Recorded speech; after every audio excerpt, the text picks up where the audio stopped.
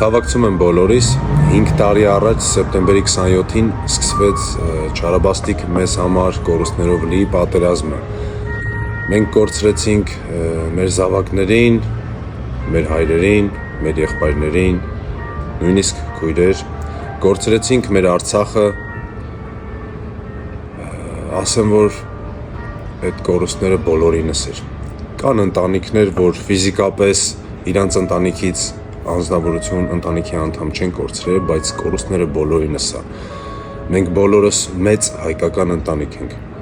Խոնարհվում եմ բոլոր այն մայրերի ու հայրերի առաջ, ովքեր որ իրենց զավակներին տվեցին հանուն մեր հայրենիքի։ Խոնարհվում եմ ձեր առաջ։ Կցանկանամ, որ մեր հայ ազգը նման դաժան ժամանակաշրջան էլ երբևիցե չապրի։ Մենք պետք է ճիշտ գնահատենք իրավիճակը այն ինչ ունենք, մենք պիտի լծվենք սիրով, հարգանքով մեկս մյուսիս հանդեպ, պետք է լինենք էլ ավելի միասնական, աշխարհի որ ծերում էլ ապրելուց լինենք, հանուն նրա, որ մեր սրբերը իրենց կյանքը տվեցին, այո սրբեր եմ անվանում այդ մարդկանց, ովքեր որ իրենց կյանքը տվեցին, որ մենք այսօր ապրենք, որ չլինի ապարդյուն,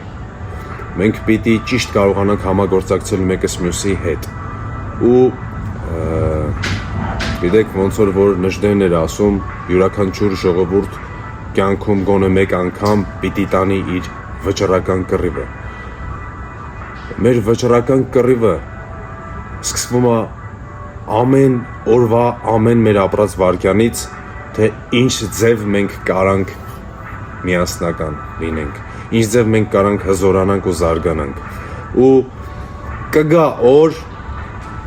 օր, որ Աստծո օրհնությամբ, նա ինչ եմ ասում, իմ աղբեր, Աստծո օրհնությամբ, այո, որ մեր հայ ազգը նորից կդառնա շատ հզոր,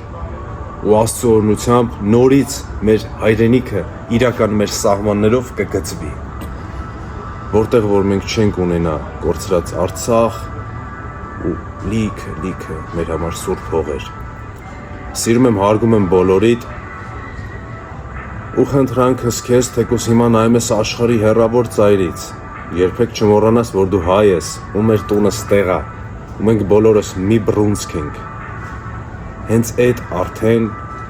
մեր գոյության կարևորագույն քայլերից է, որ մենք բոլորս հիշենք, գիտակցենք, սիրենք մեր դեմինին, մեր անձի նման, ու ճիշտ քայլենք այս կյանքում հանուն մեր հայ տեսակի, որը որ անկրկնելի է ամբողջ աշխարհում։